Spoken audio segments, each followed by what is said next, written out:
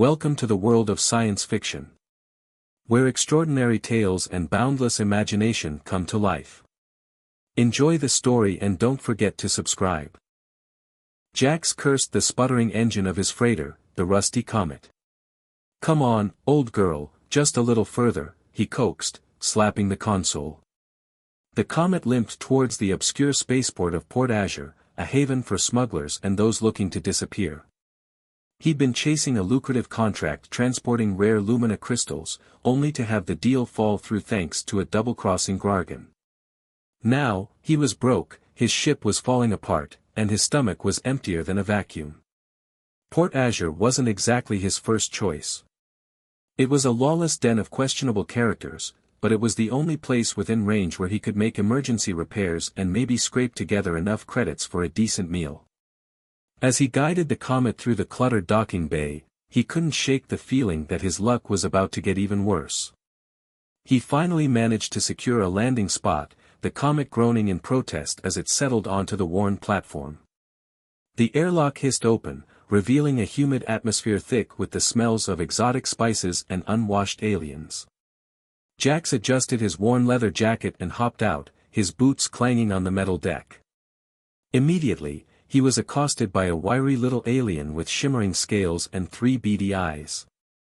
"Welcome to Port Azure, traveler. Need fuel? Repairs? Exotic pets? I got everything you need, cheap." Jax waved him off. "Just looking for the repair docks. And maybe a good mechanic who won't charge me an arm and a leg." "Ha! Good luck finding that here," the alien cackled, revealing rows of needle-sharp teeth. "But try old man Grigg. He's grumpy, but he knows his way around a starship engine." The alien pointed a scaly finger towards a dimly lit corner of the docking bay. "Just follow the smell of burning oil and desperation."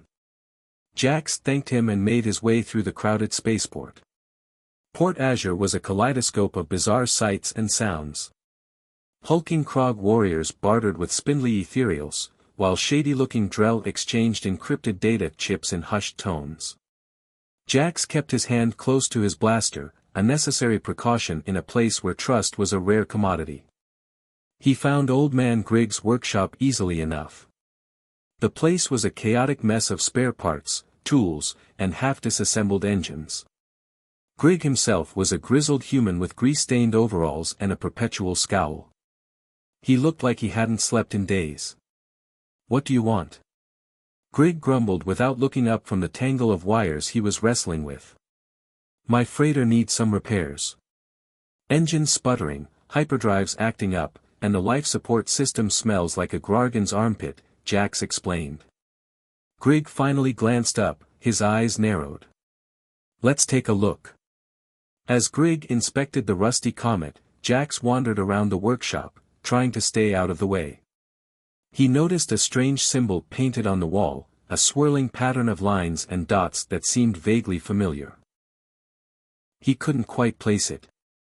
Suddenly, a commotion erupted nearby.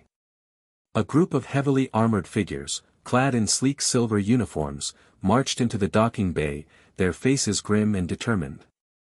They were followed by a gaggle of nervous-looking officials. "Attention! This is the Port Azure Security Force. We are searching for a fugitive. Anyone found harboring or assisting the fugitive will be subject to immediate arrest." Their leader, a stern-faced woman with a cybernetic eye, barked the announcement into a megaphone. Jax felt a knot of unease tighten in his stomach. He'd had his fair share of run-ins with the law, and he knew better than to get involved in other people's troubles. He decided to keep his head down and focus on getting his ship repaired. But then he saw her. She emerged from the crowd like a supernova in a dark sky. Tall and elegant, with skin the color of polished jade, she moved with an otherworldly grace that drew every eye in the docking bay. Her long, dark hair was woven with shimmering beads, and her eyes glowed with an inner light. She was breathtaking. But it wasn't just her beauty that caught Jax's attention. It was the look of desperation in her eyes, the way she scanned the crowd as if searching for an escape. He could see the fear radiating from her, and something inside him stirred. As she passed by, her eyes met his. For a fleeting moment, their gazes locked, and Jax felt a jolt of electricity course through him. He couldn't explain it, but he felt an instant connection to this mysterious woman. Then, she did something completely unexpected. She grabbed his hand. "You," she said, her voice soft but urgent. "You have to help me." Before Jax could react, she pulled him towards a small, ornate platform in the center of the docking bay. He noticed that the platform was adorned with the same swirling symbol he had seen in Grig's workshop. A group of chanting aliens in ceremonial robes surrounded it. "What's going on?" Jax stammered, trying to pull away. "Just play along," she whispered, her grip tightening on his hand. "Trust me." The chanting grew louder, and the aliens began to sway rhythmically. Jax felt a strange energy building in the air, a palpable sense of anticipation. He glanced around nervously, but the security forces seemed to be focused on something else. Then, the lead chanter, a wizened old alien with iridescent skin, raised his hands towards the sky and boomed a series of unintelligible words. Jax felt a tingling sensation spread through his body. "By the ancient laws of Xylos," the chanter declared, "I pronounce you bonded." Jax's jaw dropped. "Bonded? What are you talking about?"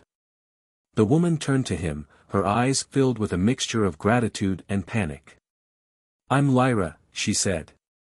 "And you, my accidental groom, have just saved my life." Suddenly, the security forces turned their attention to them. "There she is." "The fugitive, the woman with the cybernetic eye," shouted, pointing at Lyra. "Seize them both." Lyra grabbed Jax's hand again and pulled him towards the nearest exit. "Run," she yelled. "And don't ask questions." Jax didn't need to be told twice. He followed Lyra through the chaotic spaceport, dodging startled aliens and narrowly avoiding laser fire. He had no idea what was going on, but he knew one thing: his life had just taken a very unexpected turn. As they raced through the crowded marketplace, Jax finally found his voice. "Okay, Lyra, care to explain why we're being chased by the space police and why I'm suddenly married to you?" Lyra didn't slow down. "I'm a Xylardian heiress," she explained breathlessly. "I was fleeing a forced marriage arranged by my family. That ceremony you interrupted was an ancient betrothal ritual. According to Xylardian law, anyone who completes the ritual with me is bound to me for life." "Bound to you? For life?" Jax repeated, his mind reeling. "You're telling me I'm stuck with you?" "Unless you want to face my family," Lyra said, her eyes flashing with defiance. "They're not exactly known for their forgiving nature." Jax glanced back at the pursuing security forces. They were gaining on them. He sighed. "Fine," he said. "But you're paying for the repairs to my ship." Lyra smiled, a genuine smile that lit up her face. "Deal." They burst out of the spaceport and into the sprawling city that surrounded it. Jax knew Port Azure was a dangerous place, but he had no idea just how dangerous it was about to become. He had accidentally stumbled into a web of political intrigue, family secrets, and ancient traditions. And he was now inextricably linked to a beautiful, headstrong heiress who was being hunted by everyone. His luck, it seemed, had indeed gotten worse. But somehow, as he ran alongside Lyra, he couldn't help but feel a thrill of excitement. This was going to be one hell of an adventure. The crowded streets of Port Azure were a maze of alien vendors, shady characters, and dilapidated buildings. Lyra, still clutching Jax's hand, navigated the chaotic labyrinth with surprising confidence. Jax, on the other hand, was stumbling along, trying to process everything she'd told him while simultaneously dodging piles of alien refuse. "Where are we going?" he asked, his voice strained. "To the Undercity," Lyra replied, her eyes darting around. "It's the only place in Port Azure where we might be safe." "The Undercity?" "That's just a rumor, a legend," Jax protested.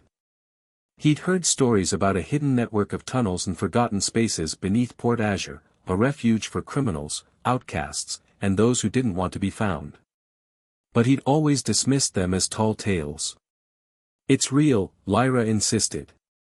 "And it's our only chance." They plunged into a narrow alleyway, the air growing thick with the stench of decay. Jax wrinkled his nose. "Remind me again why I agreed to this." "Because you're a good person, Jax," Lyra said, her voice sincere. "And because you're stuck with me, whether you like it or not." They reached a dead end, a crumbling wall covered in graffiti and strange symbols. Lyra pressed her hand against a particular spot on the wall, and a section of the brickwork slid inward, revealing a dark, narrow passage. "After you," she said, gesturing towards the opening. Jax hesitated. "Are you sure about this?" "Trust me," Lyra said, her eyes pleading. He sighed and stepped into the darkness. The passage sloped downwards, the air growing cooler and damper with each step.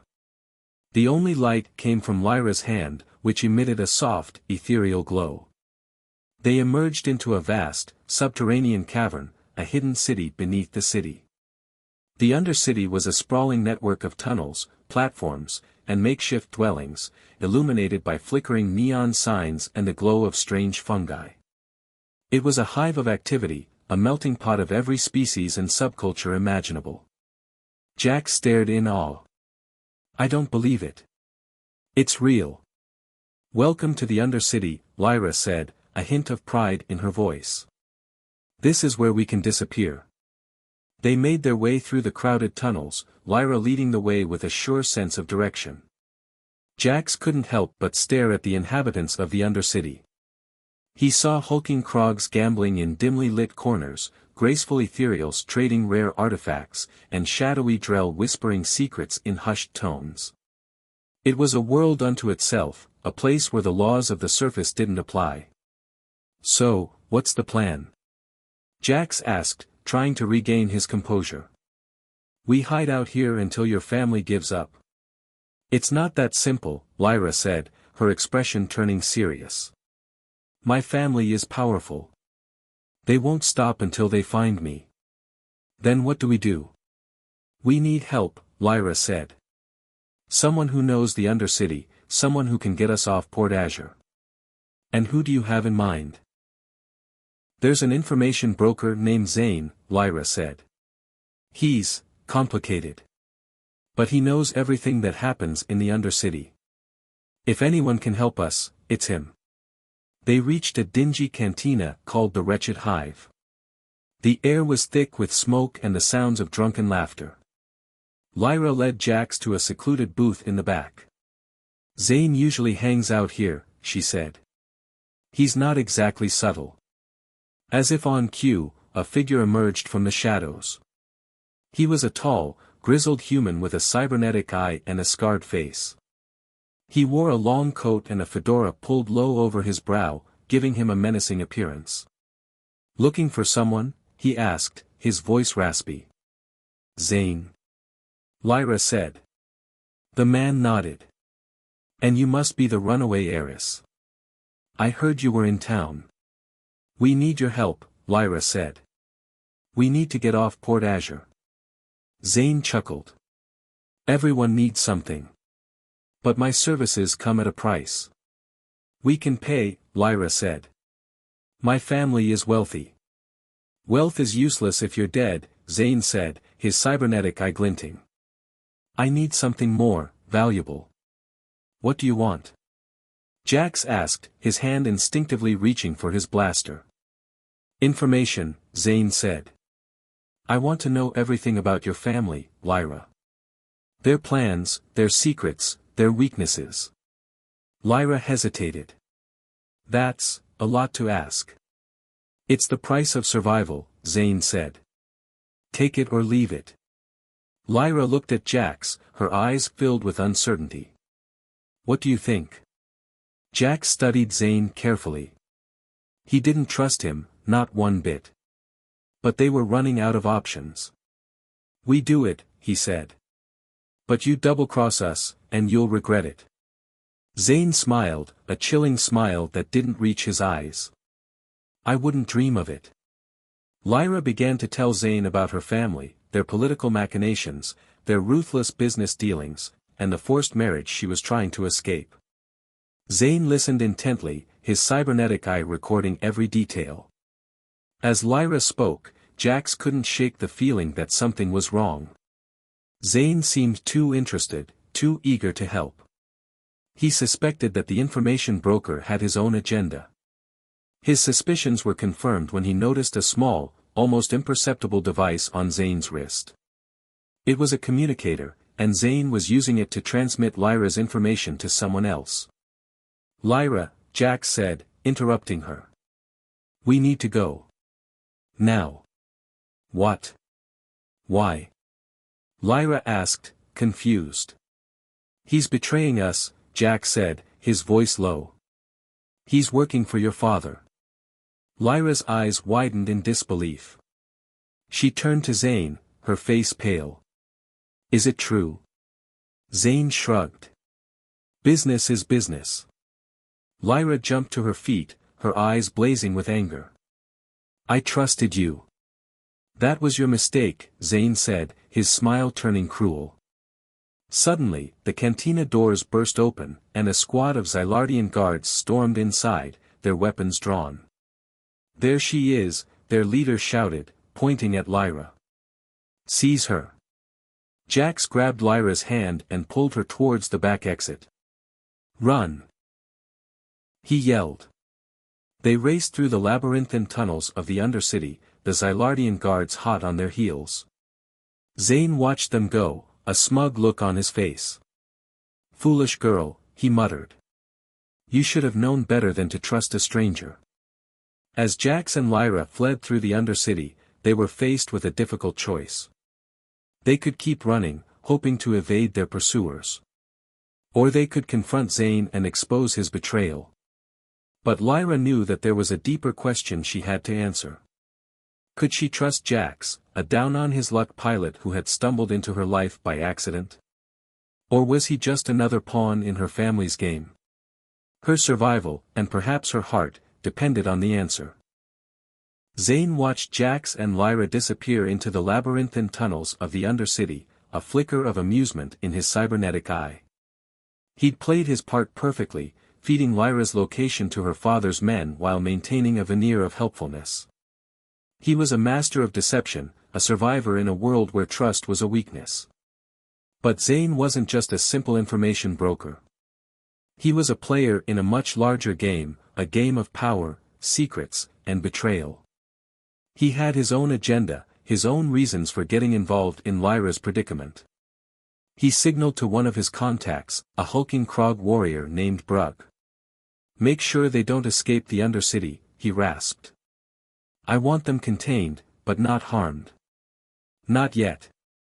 Brug grunted in acknowledgement and lumbered off into the tunnels, his heavy footsteps echoing through the cavernous space. Zane returned to his booth in the wretched hive, the smoky atmosphere and the cacophony of alien voices a familiar comfort. He took a long swig of his drink, a potent concoction of fermented space slug and exotic spices. It burned his throat, but it cleared his head. He thought about Lyra, her desperate plea for help, her naive trust in a stranger. He almost felt a pang of guilt for betraying her. Almost. But sentimentality was a luxury he couldn't afford. He'd learned long ago that the only person you could truly rely on was yourself. His thoughts drifted back to his past, to the events that had shaped him into the cynical, ruthless broker he was today. He had once been an idealist, a young officer in the Galactic Federation, eager to serve and protect. But he had witnessed firsthand the corruption and hypocrisy that festered within the Federation, the way they exploited weaker species for their own gain. He had tried to speak out, to expose the truth, but he was silenced, discredited, and ultimately forced out. He had lost everything, his career, his reputation, his faith in the system. That's when he had come to Port Azure, seeking anonymity and a chance to rebuild his life. He had learned to survive by playing the game, by manipulating others, by always staying one step ahead. The deal with Lyra's father, Counselor Valerius, had been a simple business transaction.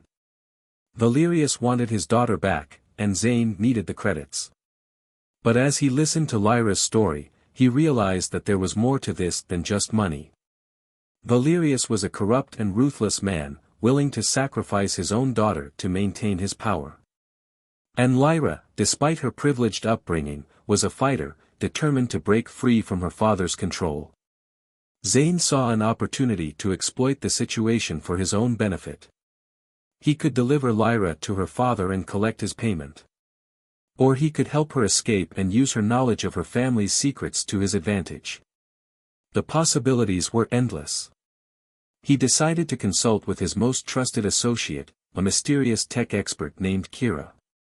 Kira was a ghost, a legend in the Undercity.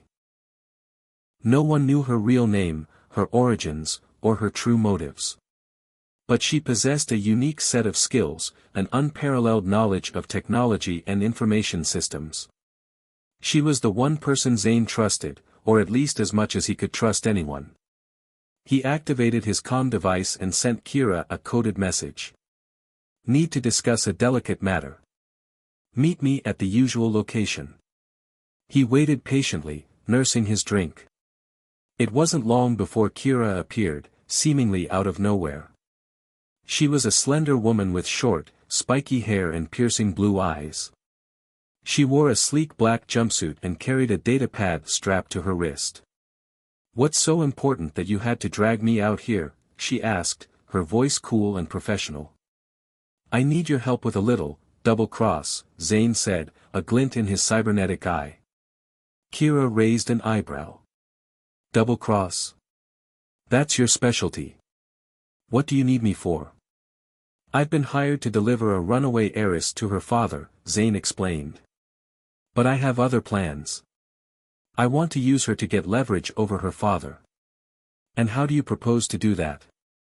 "I need you to access her family's data network," Zane said. "Find me some dirt, something that will give me an edge." Kira hesitated. "That's risky.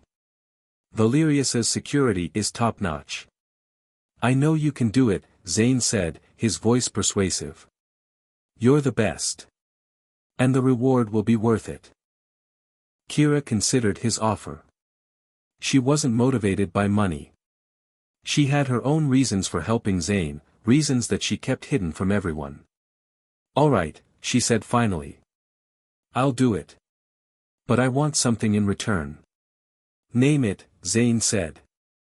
"I want you to find someone for me," Kira said, her voice turning serious. "A pilot named Jax. He used to run with a smuggling crew out of Narshada. I need to find him." Zane frowned. "Jax? Why?" "It's personal," Kira said, her eyes hardening. "Just find him. And don't ask questions." Zane nodded. He didn't like getting involved in personal matters, but he needed Kira's help. "Deal," he said. "I'll find your pilot. But you get me the information on Valerius." Kira smiled, a rare and fleeting expression. "You won't regret this, Zane." As Kira disappeared back into the shadows, Zane felt a sense of unease. He had a feeling that he was playing with fire, that he was getting in over his head. But he was too far in to back out now. He had made a deal with the devil, and he was determined to see it through. He just hoped he wouldn't get burned in the process. He didn't know that Kira and Jax had a history. And he didn't know that Kira had her own agenda. Zane thought he was controlling the game, but he was just a pawn in a much larger conflict. Jax cursed under his breath as he and Lyra navigated the treacherous tunnels of the Undercity.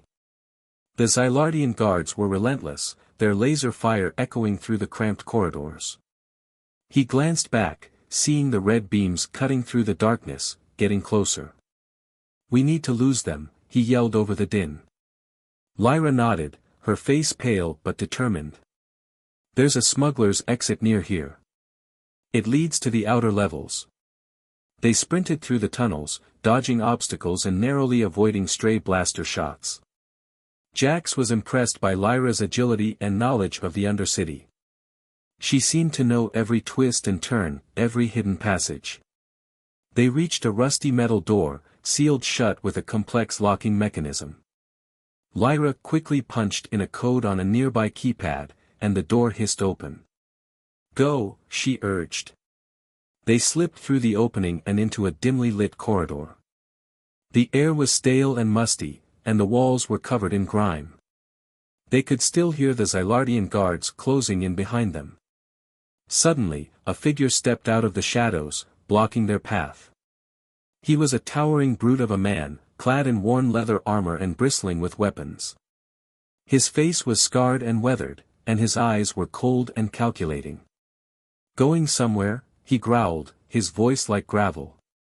Jax recognized him instantly. Torvin.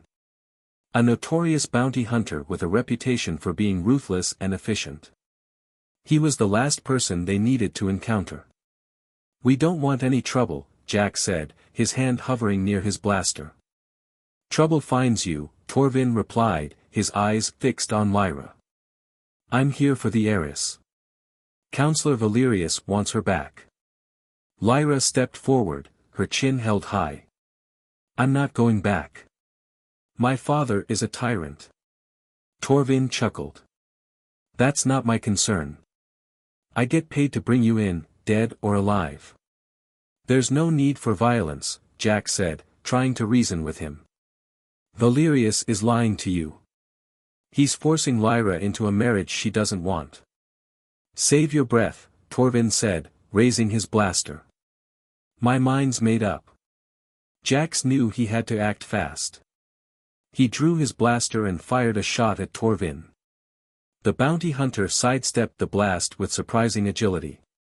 "You shouldn't have done that," Torvin said, his voice hardening. A fierce firefight erupted in the narrow corridor. Jax and Lyra took cover behind a stack of crates, exchanging fire with Torvin. Jax was a skilled pilot, but he was no match for Torvin's experience and firepower. Lyra was surprisingly adept with a blaster, but she was clearly out of her element. Jax could see the fear in her eyes, but she didn't back down. "We can't win this," she said, her voice strained.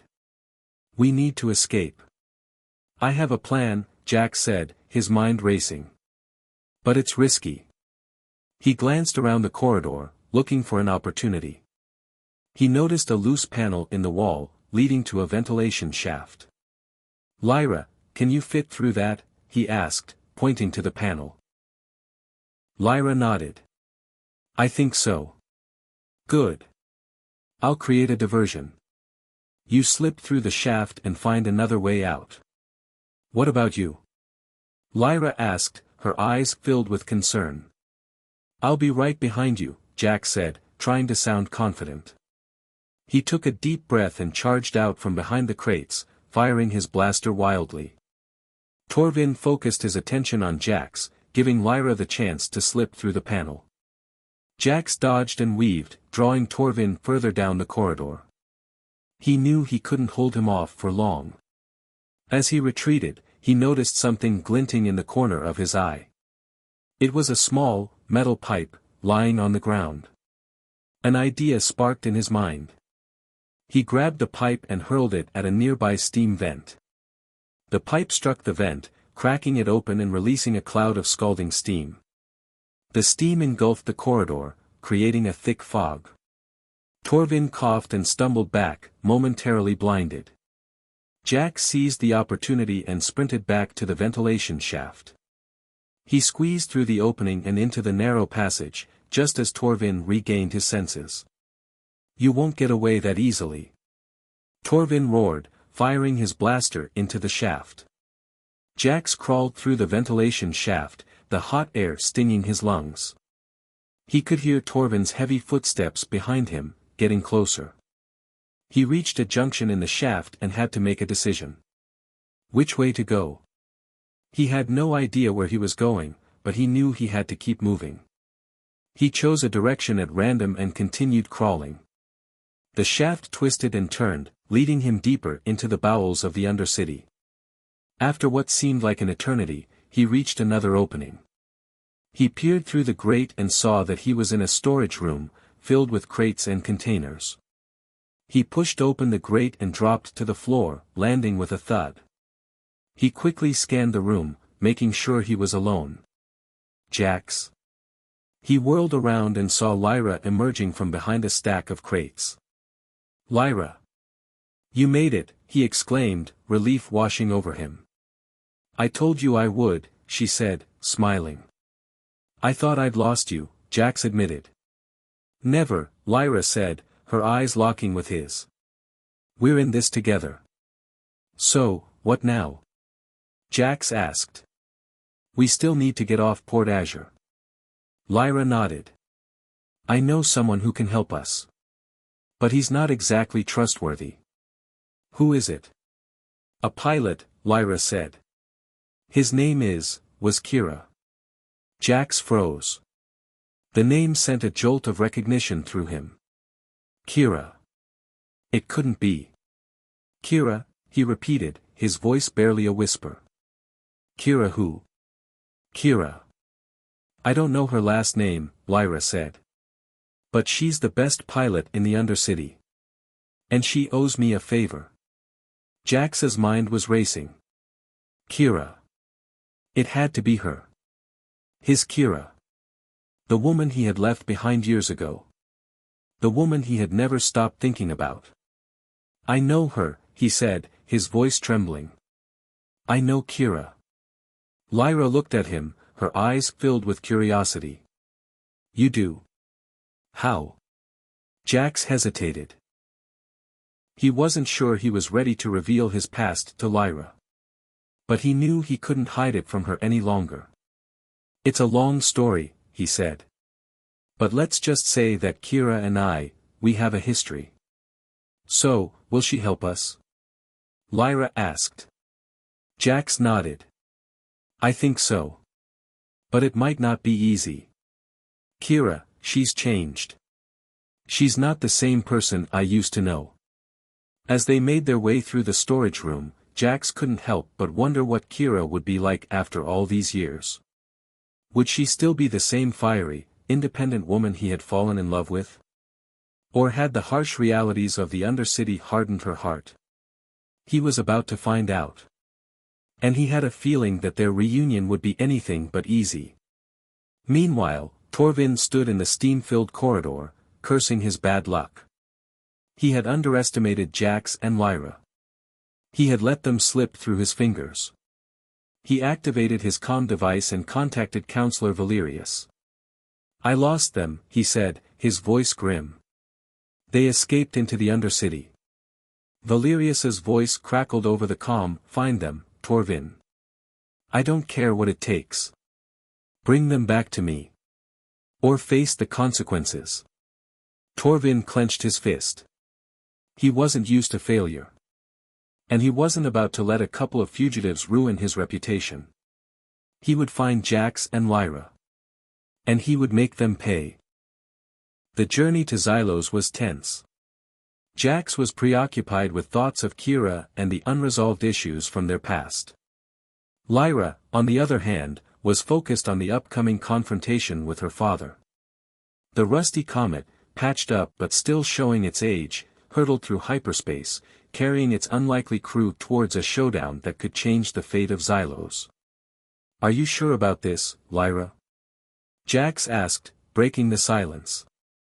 Confronting your father head-on, it's a risky move. It's the only way, Lyra replied, her voice firm. I can't keep running. I have to stand up to him. But Valerius is powerful, Jax countered. He controls the government, the military, he has allies everywhere. That's why I need your help, Lyra said, her eyes pleading. And Torvin's. I can't do this alone. Jax looked at Torvin, who was sitting in the corner, sharpening his vibroblade. The bounty hunter had reluctantly agreed to help Lyra, swayed by her story and his own sense of justice. I made a promise, Torvin said, without looking up. I'll see it through. As they approached Xylos, Lyra explained her plan. They would infiltrate her family's estate, a sprawling complex located on the outskirts of the capital city. She knew the layout of the estate intimately, and she had a few loyal allies within the household staff. "Once we're inside, we'll gather evidence of my father's corruption," Lyra said. "His illegal dealings, his abuse of power, everything." "And then what?" Jax asked. "Then we expose him," Lyra said, her eyes blazing with determination. "We present the evidence to the Council of Elders and demand his removal from office." "It won't be easy," Jax said. "Valerius won't go down without a fight." "I know," Lyra said. "But I'm ready. I'm willing to risk everything to save my planet." They landed the rusty comet in a secluded area near the estate. Lyra had arranged for a small shuttle to meet them, piloted by one of her loyal servants. "Welcome back, Princess," the servant said, bowing respectfully. "We've been expecting you." They boarded the shuttle and flew towards the estate, keeping a low profile. As they approached the perimeter, Jax noticed a significant increase in security. Guards patrolled the grounds, and surveillance drones hovered in the air. "My father's expecting trouble," Lyra said, her voice grim. They landed the shuttle near a hidden entrance, known only to a select few. Lyra led them through a series of secret passages, avoiding the main areas of the estate. "We need to reach my father's office," Lyra said. "That's where he keeps all the incriminating evidence." They made their way through the labyrinthine corridors, encountering a few guards along the way. Jax and Torvin handled them swiftly and efficiently, minimizing the risk of detection. They finally reached Valerius's office, a lavishly decorated room filled with ancient artifacts and expensive artwork. Lyra bypassed the security system and opened the door. They entered the office, their weapons drawn. Valerius was sitting behind his desk, a smug look on his face. "I've been expecting you, Lyra," he said, his voice cold and menacing. "I knew you would come crawling back eventually." "I'm not here to beg, Father," Lyra said, her voice trembling with anger. "I'm here to expose you." "Expose me?" Valerius chuckled. "You have no proof of anything." "We have enough," Lyra said, gesturing to Jax and Torvin. "We know about your illegal dealings with the Grargan Syndicate, your manipulation of the planetary economy, your forced marriage arrangement." Valerius's face turned red with rage. "You dare accuse me of these things?" "I have evidence," Lyra said, holding up a data pad. "Everything you need to know is on here." Valerius lunged across the desk, attempting to grab the data pad. Jax intercepted him, knocking him back into his chair. "Don't even think about it," Jax said, his blaster pointed at Valerius's head. Suddenly, the doors to the office burst open, and a squad of Xylardian guards rushed in, led by Counselor Valerius' ally, Counselor Trent. "Seize them!" Trent shouted. "They are traitors to Xylos." A fierce firefight erupted in the office.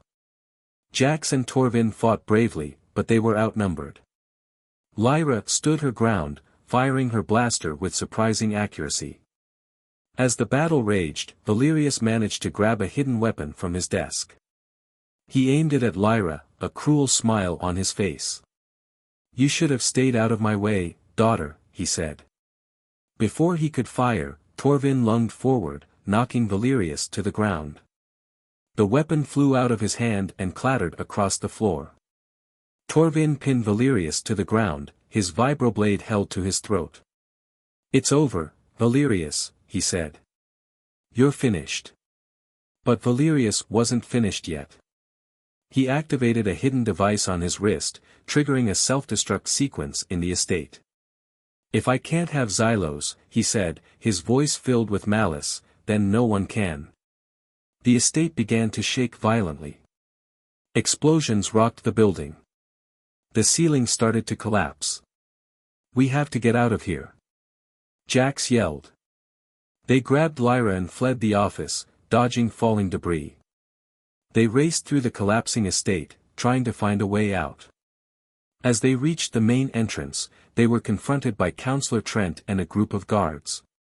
You're not going anywhere, Trent said, his eyes filled with hatred. Lyra stepped forward, her face resolute. It's over, Trent, she said. My father's schemes have been exposed. You can't stop the truth from coming out. Trent hesitated. He knew that Lyra was right. He knew that Valerius's reign was over. I can't do this, he said, lowering his weapon. I'm sorry, Princess. He turned to the guards and ordered them to stand down. Let them go, he said. Jax, Lyra, and Torvin escaped the collapsing estate just as it exploded in a fiery inferno. They watched from a distance as the symbol of Valerius's power crumbled to dust. In the aftermath of the explosion, the Council of Elders launched an investigation into Valerius's actions. The evidence presented by Lyra was irrefutable. Valerius was stripped of his title and imprisoned for his crimes. Lyra was hailed as a hero, the savior of Xylos. She was elected to the Council of Elders and vowed to bring honesty, integrity, and justice back to her planet. As for Jax, he finally had the chance to reconnect with Kira. Their reunion was bittersweet, filled with both joy and regret. They talked for hours, reliving old memories and confronting the pain of their separation. In the end, they realized that they couldn't recapture the past. They had both changed too much. But they could still be friends. Jax decided to stay on Xylos for a while, helping Lyra rebuild her planet. He found a new sense of purpose, a new reason to believe in himself. He was no longer just a down-on-his-luck pilot. He was a hero, a friend, and a man who had finally found his place in the galaxy. And Lyra, the runaway heiress who had accidentally found love with a human, had finally found her destiny. She was the leader her people needed, the champion of justice, and the hope for a brighter future. Together, they would rebuild Xylos and create a better world for everyone.